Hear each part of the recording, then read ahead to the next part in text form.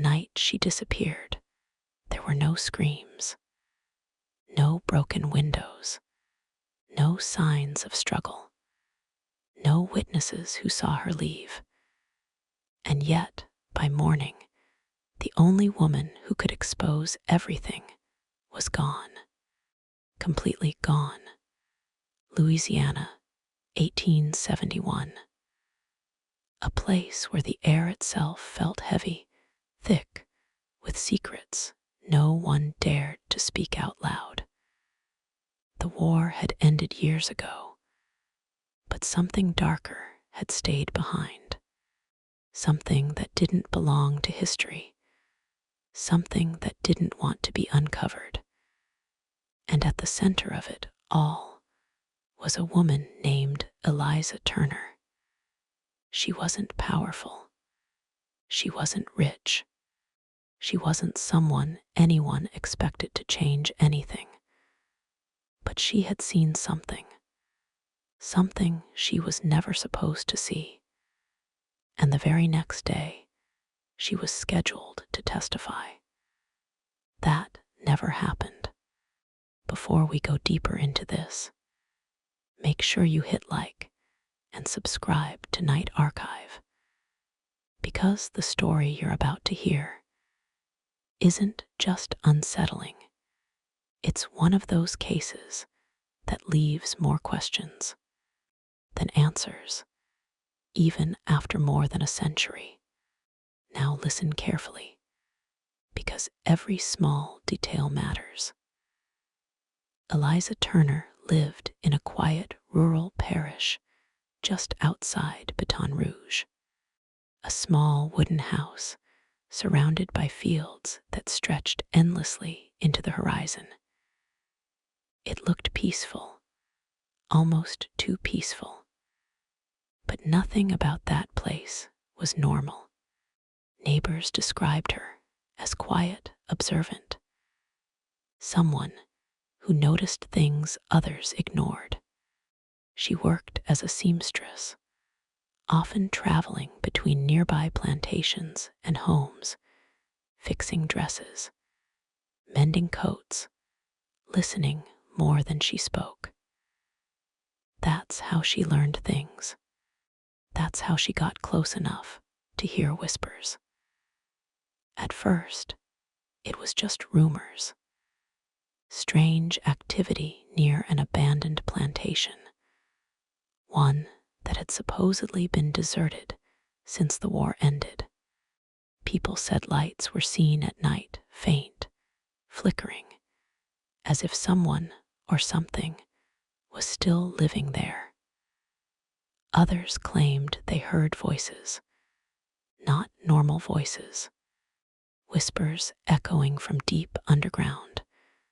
Most people ignored it. In those days, fear was normal, and asking questions could cost you everything. But Eliza didn't ignore it. She couldn't, because one night, while returning home late, she saw it for herself. A faint glow coming from inside that abandoned property. And that's where everything changed. At first, she tried to convince herself it was nothing. Maybe someone had moved in. Maybe travelers. Maybe something ordinary. But the next day, she went back. In daylight, the place looked dead. Rotting wood, broken windows, silence so deep it almost felt unnatural. But then she noticed something. Footprints, fresh ones, leading toward the back of the house and disappearing near a section of ground that looked disturbed. Not dug up, not exactly. More like something had been opened and then closed again. That's when she made a decision that would seal her fate. She started watching the place, every night, from a distance, hidden behind trees, barely breathing, just observing. And what she saw didn't make sense. Men would arrive after midnight, not locals. They moved carefully, quietly, carrying lanterns covered with cloth, making sure no light escaped. They would enter the house, one by one, and then they wouldn't come out, not for hours, sometimes not until dawn. And when they did, their faces looked different, pale, shaken, like they had seen something they weren't prepared for, something that stayed with them. That's when Eliza realized this wasn't just trespassing. This was something organized, hidden, and dangerous. But she still didn't know the truth. Not yet. That came later, the night she decided to get closer. It was risky. She knew that. But curiosity and something deeper pushed her forward. She waited until the men had entered. Then slowly, quietly, she moved toward the house. Every step felt louder than it should. The wood creaked under her weight as she approached the back entrance. The door was slightly open, just enough for her to slip inside. And the moment she did, she felt it. That cold shift in the air, not natural, not normal. It was like stepping into a place that didn't belong in the world outside. The inside of the house was darker than it should have been. Even with moonlight outside, it felt like the shadows were swallowing everything. She could hear something, faint, rhythmic, almost like breathing, but not from a person, from below. That's when she saw it. The floor, one section slightly raised, not obvious, but noticeable if you were looking for it. And she was. Slowly, she stepped closer, her heart pounding so loud she was sure someone would hear it. Then she knelt down, placing her hand on the wood. It was warm, too warm. And then she heard it clearly. A voice from beneath the floor, whispering, calling out, but not in words she understood. Her hand froze, her breath stopped, and for a moment she almost ran. But instead, she did something no one else had dared to do. She pulled. The wood shifted, just slightly, enough to reveal darkness underneath. Endless darkness, and something moving inside it. That's when she realized she wasn't supposed to see this. And she wasn't alone. A sound behind her. Footsteps, slow, deliberate. She turned, but no one was there. At least, not where she expected, because the footsteps weren't coming from the hallway. They were coming from below. Something was coming up. And in that moment, Eliza Turner understood one thing very clearly. Whatever was hidden beneath that house knew she was there, and it wasn't going to let her leave easily. She dropped the wood back into place, stepping away, her body shaking, her mind racing. But before she could move, a hand grabbed her shoulder. She screamed, but the sound never left her mouth, because the man standing behind her covered it instantly. "Quiet," he whispered. His voice wasn't angry.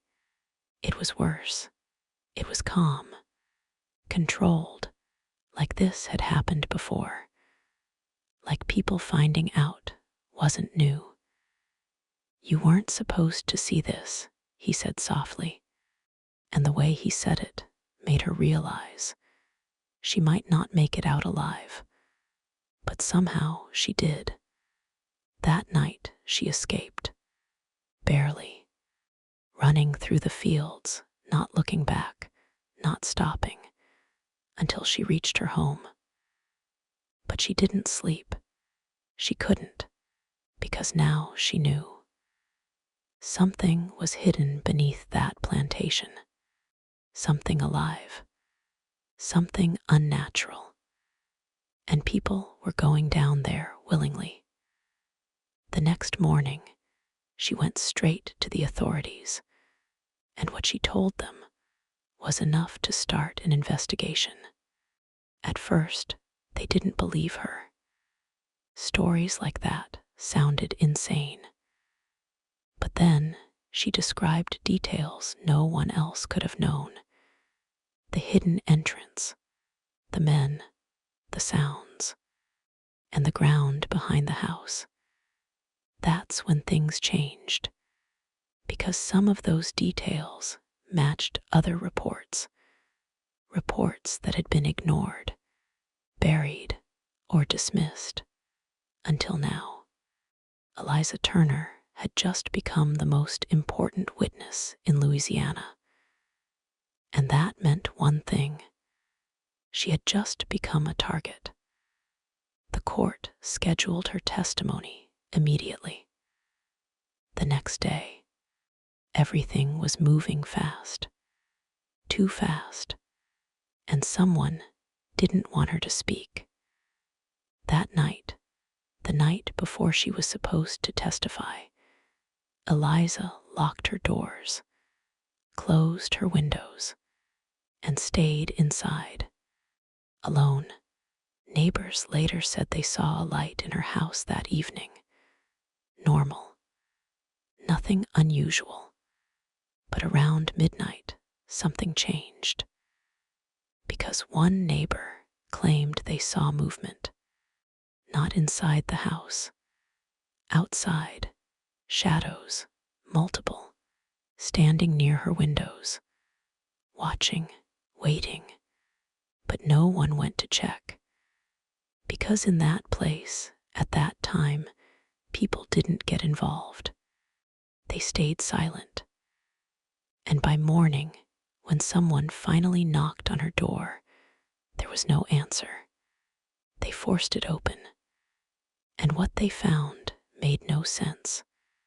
The house was untouched. Nothing broken. Nothing stolen. No signs of struggle. Her belongings were still there, her clothes, her shoes, everything.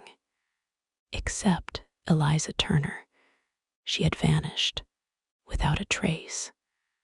No footprints, no blood, no clues. Just gone. And the strangest part, the door was still locked from the inside. The door being locked from the inside should have made things simple. It should have meant one thing, that no one came in, that no one took her, that she somehow left on her own. But nothing about Eliza Turner suggested she would run. Not when she had gone to the authorities herself. Not when she had agreed to testify. Not when she knew how important what she saw really was. So if she didn't leave willingly, and no one entered, then how did she disappear? That question spread through the parish faster than anything people had talked about in years. But no one spoke about it openly. Conversations happened in whispers, behind closed doors, eyes always glancing toward windows, making sure no one else was listening. Because deep down, everyone understood something. This wasn't just a missing person. This was a warning. The authorities returned to her home that same morning. This time, more carefully. Every inch of the house was inspected. Every corner, every piece of furniture, every floorboard. Nothing. Until one of the officers noticed something unusual. The temperature. One part of the room, near the center of the house, felt colder. Not slightly, noticeably, as if a draft was coming from somewhere it shouldn't.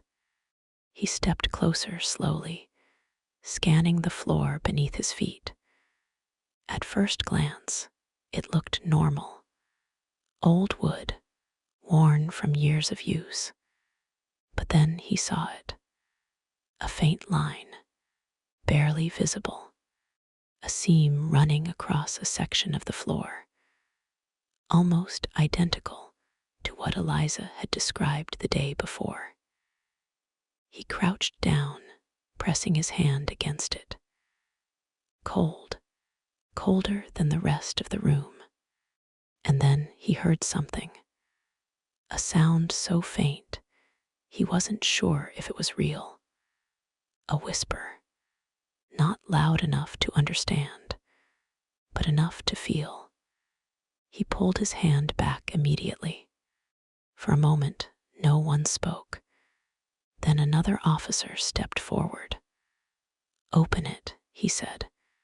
Carefully, they pried at the edge of the wood. At first, nothing moved. Then suddenly, it gave way. The panel lifted just enough to reveal darkness beneath. Not just a crawl space, not just a storage area. This was something deeper, much deeper. The light from their lantern barely reached past the opening. It was like staring into something that swallowed light itself. One of the men leaned closer, trying to see further down. And that's when it happened. A sound rose from below. Not a voice, not exactly. More like multiple voices overlapping, whispering all at once. The officer stumbled back instantly, dropping the panel shut. "No," he muttered under his breath. "No, we're not going down there." The others looked at him, confused. But something in his expression made them hesitate. Because whatever he heard, it wasn't something a man could easily explain. Still, they had no choice. They brought more men, more lanterns, ropes, and finally they opened it again.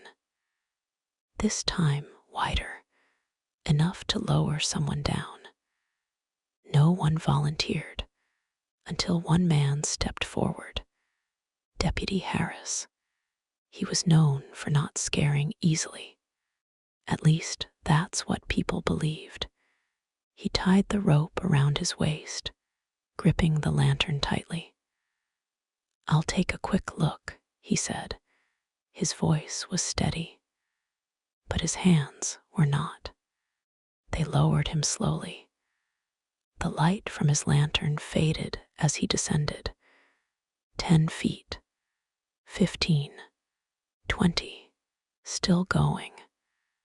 Then suddenly the rope stopped moving. "Do you see anything?"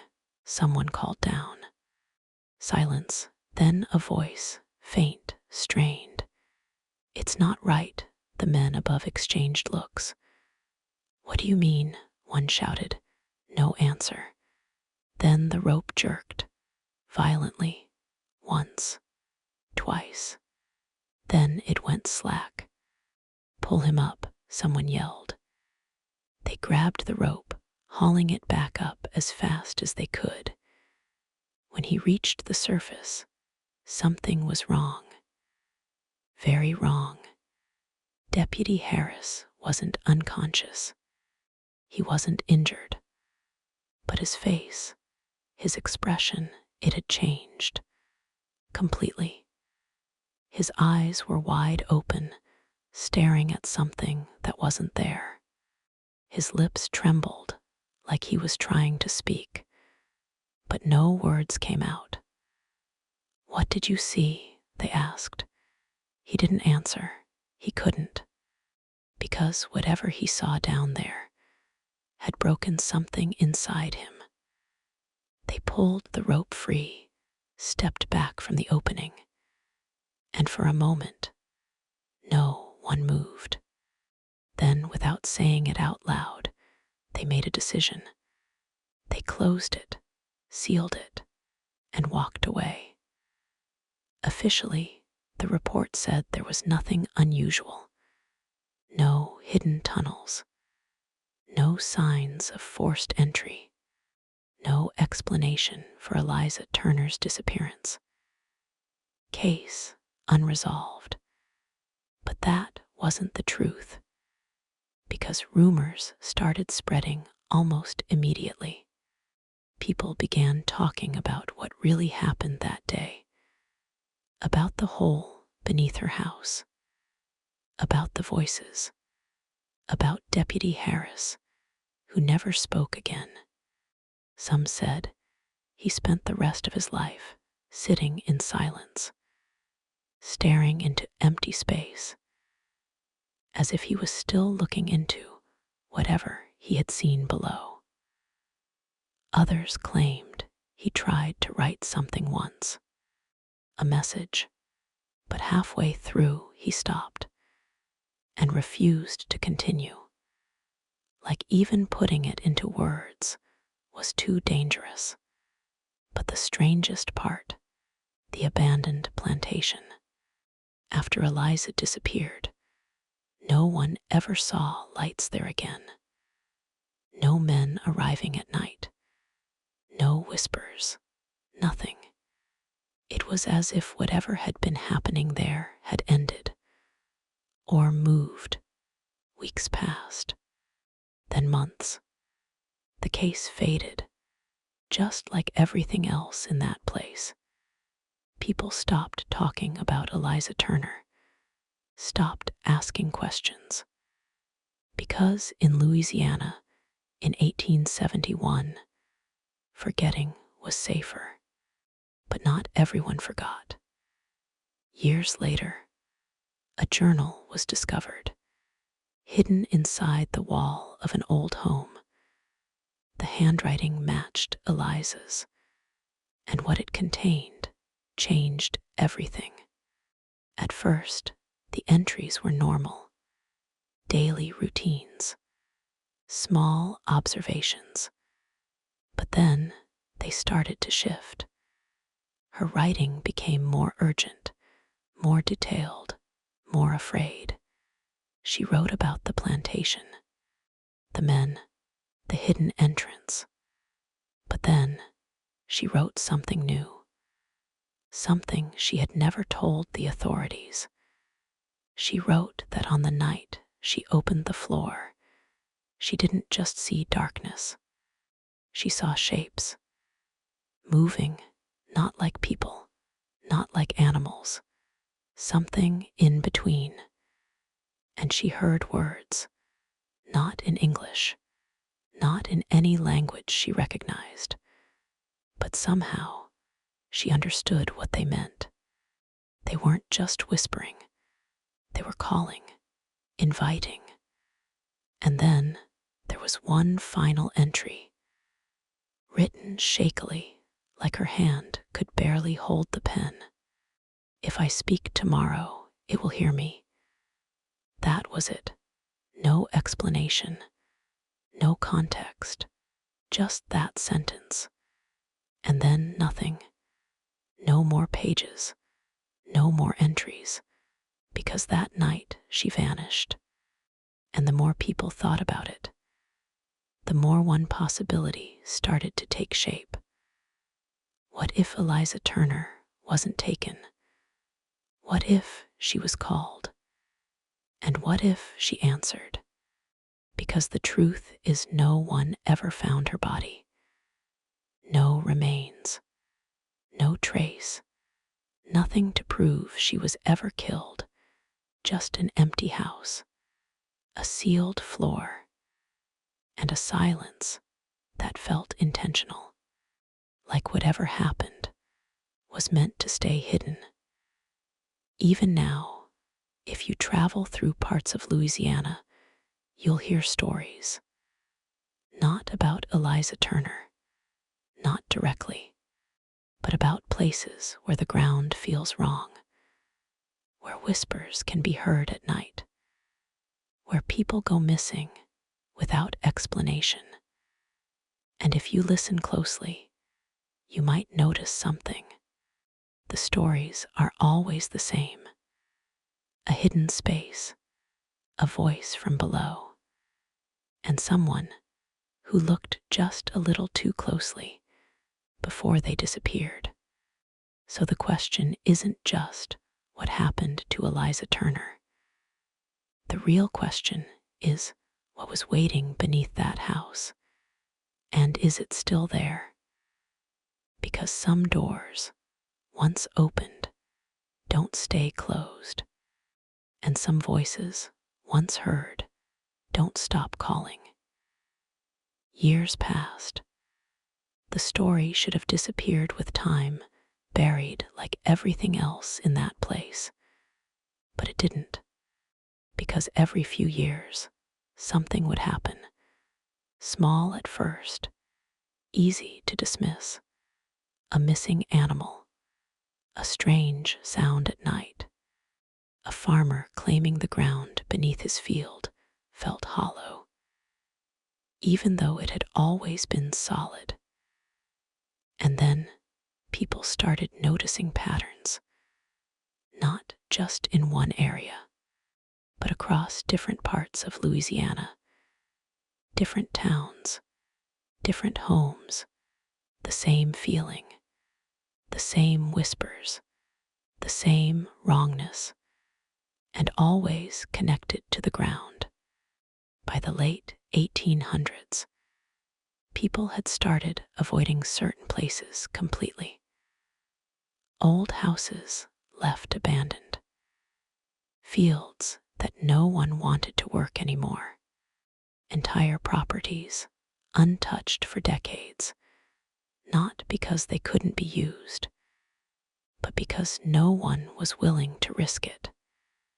And still, no one spoke about Eliza Turner. Not officially, not in records. It was like her name itself had been erased, but not completely. Because in 1893, something surfaced. A report, unfinished, unfiled, hidden among documents that were never meant to be seen again. It came from a man named Inspector Caldwell. He had been assigned to quietly review old cases that were considered sensitive. Cases that didn't make sense. Cases that were closed, without answers. And one of those cases was Eliza Turner. At first, Caldwell treated it like any other file.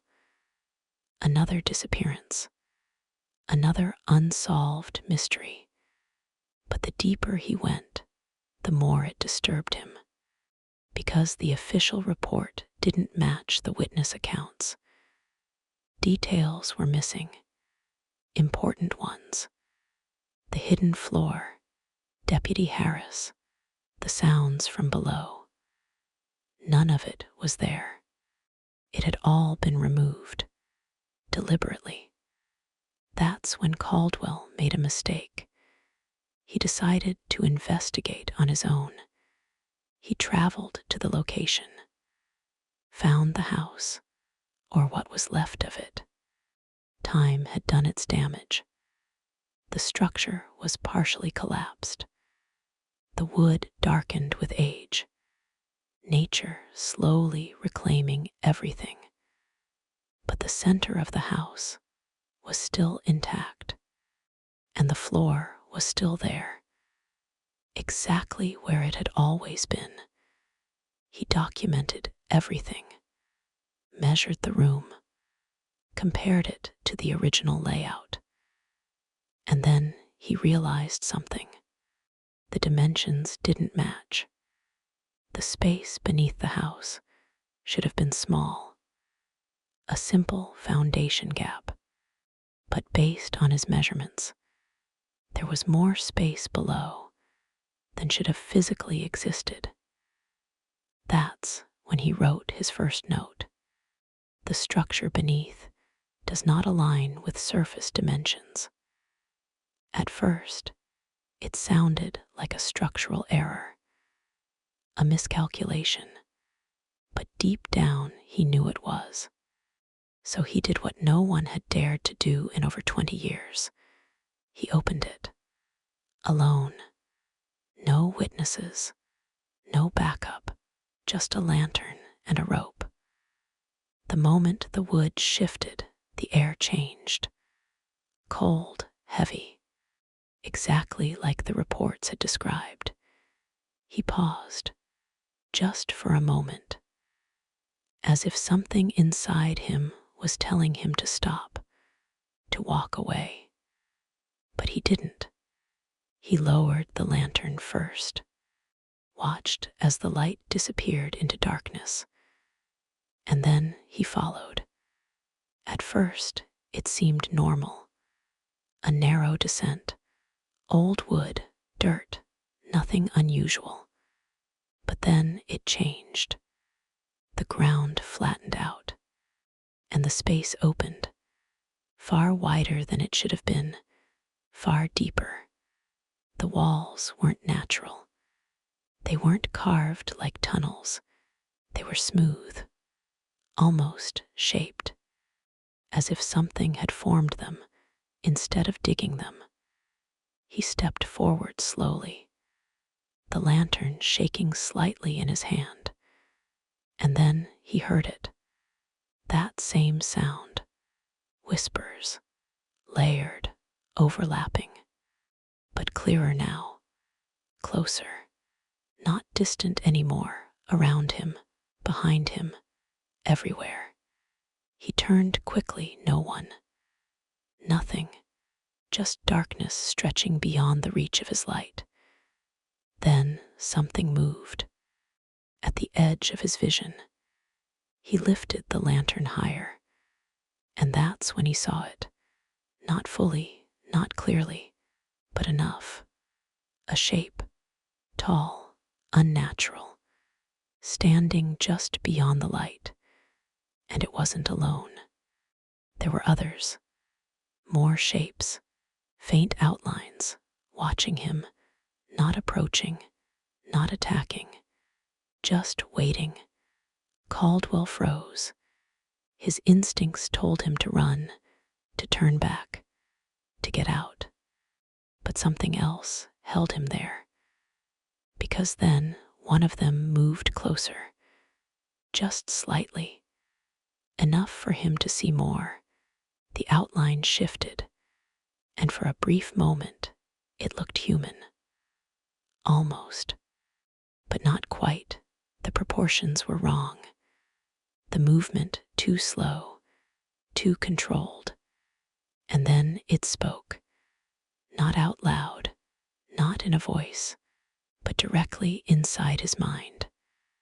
A single thought, clear, cold. You came back. Caldwell dropped the lantern. The light flickered wildly across the walls, across the shapes, and for a split second, everything became visible. Dozens of them, standing in silence, and among them, something else, something smaller, something familiar, a figure, still watching him. And in that moment, he knew. He knew exactly what he was looking at, because even after all those years, he recognized her.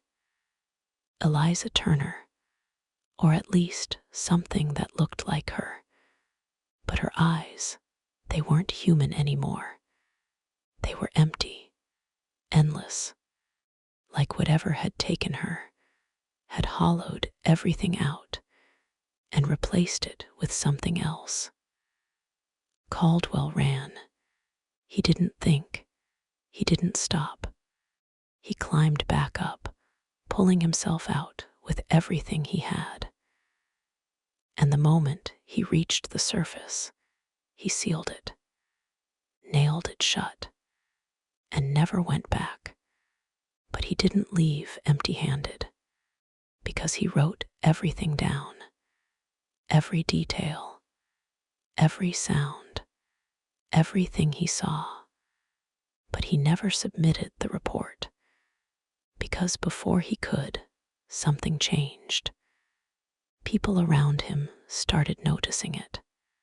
His behavior, the way he would pause mid-conversation, like he was listening to something no one else could hear.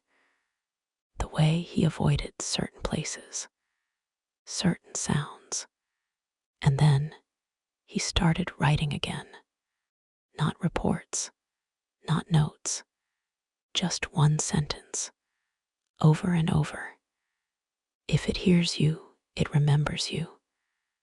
That was the last thing he ever wrote, because shortly after Inspector Caldwell disappeared, no signs of struggle, no witnesses, no explanation, just like Eliza Turner. And just like that, the story repeated itself. Two people, separated by decades, both saw what was beneath, both tried to expose it, and both vanished completely. Today, that house no longer exists, not officially. Records show it collapsed long ago, that the land was cleared, reclaimed, forgotten. But locals still avoid that area, even now, because sometimes late at night, people claim they can hear something, faint, deep beneath the ground, not loud, not clear, just enough to feel. Whispers, calling, waiting, and the strangest part, every now and then, someone claims to see a figure standing in the distance, watching, still, silent. And if you look long enough, you might notice something unsettling. It doesn't move. It doesn't react. It just stands there, as if it's waiting for you to come closer, to listen, to hear what it has to say, and maybe, just maybe, to follow.